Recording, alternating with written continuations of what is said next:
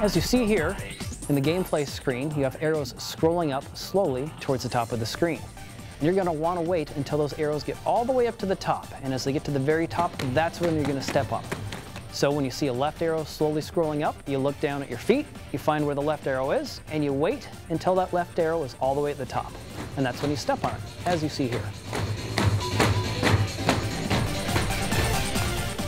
Now in our results screen, you can see how many steps they got of each, how many they missed.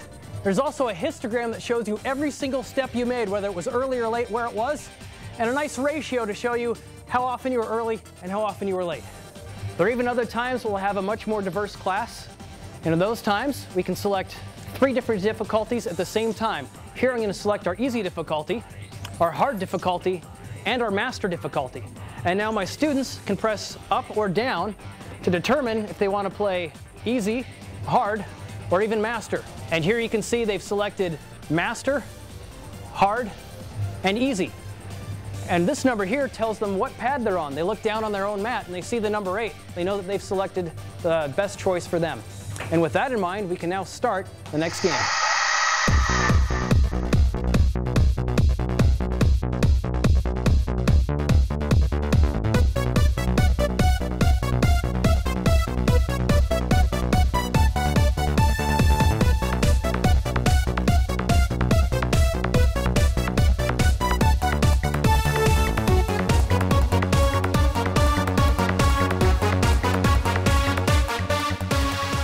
Now in the results screen, we can see how many steps that we got and how many steps that we missed. It shows us near perfect timing, pretty good timing, and timing that was not quite as good. Down below plots every single step that you made for the entire song. It shows you whether the steps were a little early, a little late, or perfect. And if that's too much detail for some players, we have the very simple 80% early, 19% late. Finally, at the bottom, we have our ranking, and you can see who got first, second, third, fourth, etc., separated into their difficulties. The 2 expert players up here on the screen are Mat 3 and Mat 1. Meanwhile, the master players are in their own ranking from 1 to 6. Now, another one of the good teaching tools is this game has a pause function. I can use it any time. I just pressed number 2, and it paused it. This is one of the more tricky jumps for brand new players. Instead of a simple left, right, or up, down, it is an up and a right, so I can pause it and make sure my class gets into position. Okay, if I could have all the students get on the up and the right arrows. Now that they're all in position, it'll help them when learning these new moves. We can see they're all going to be ready for this up and this right. All right, class, here we go. 3, 2, 1, action. We can see that they all stepped on that. Here comes another one. Good. And now left, right jump.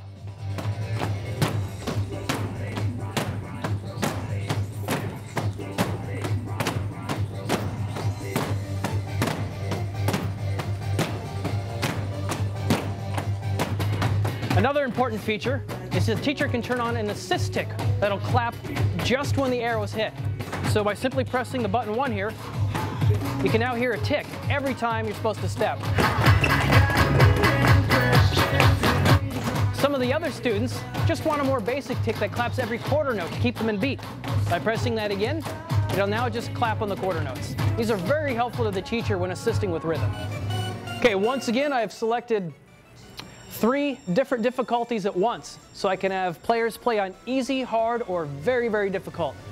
This one at the top is easy, this one is hard, and this one is master. On the far right, we're going to have the very easiest difficulty.